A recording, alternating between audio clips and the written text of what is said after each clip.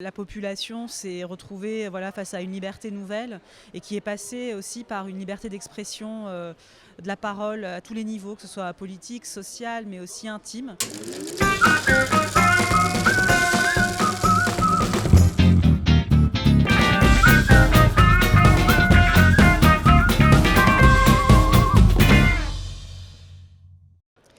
Alors le film raconte l'histoire de Selma, une jeune psychanalyste qui a, on va dire, passé une grande partie de sa vie en France et qui décide de revenir dans son pays d'origine, la Tunisie, pour installer un cabinet de psychanalyste en banlieue de Tunis au lendemain de la révolution tunisienne. Voilà.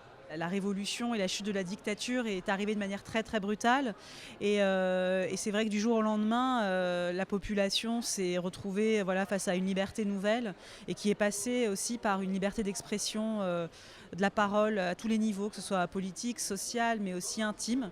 Et j'avais envie de faire un film sur cette libération-là. C'était pour moi important de dresser le portrait, en tout cas ma vision de la Tunisie de l'époque, à travers des histoires intimes, individuelles, qui viendraient aussi raconter quelque chose de la société et de l'évolution de la société après la Révolution.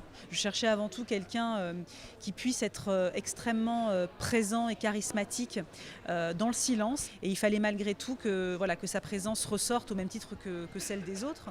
Et c'est vrai que Golshifteh a cette espèce de magnétisme, moi, qui m'a toujours sidérée à l'image. Déjà physiquement, il y avait quelque chose qui était très juste par rapport au personnage que j'ai écrit. J'étais très très touchée aussi par son histoire personnelle et comment elle venait aussi alimenter indirectement l'histoire de ce personnage que j'ai créé.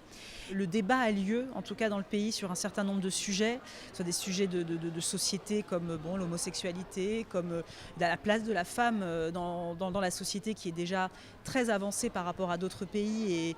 Et je pense que c'est aussi une des choses qui nous différencie le plus et que j'avais aussi envie de mettre à l'honneur dans le film en mettant en scène des femmes fortes et des femmes qui dépassent, on va dire, cette espèce d'image de victime que l'on colle souvent aux femmes du monde arabe.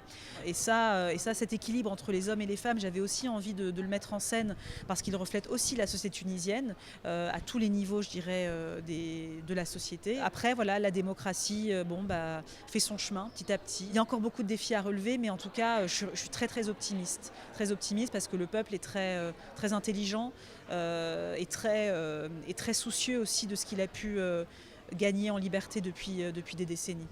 Le film, il est à l'image, on va dire, du personnage, il est aussi à mon image, il est à la fois un film tout à fait tunisien. Il se passe en Tunisie, il met en scène ce pays qui est la Tunisie avec vraiment des problématiques propres à ce pays. Et en même temps, il a aussi une dimension française parce que je suis née en France, j'ai grandi ici. Le film est produit par la France également, donc il y a toute cette dimension-là qui est très importante.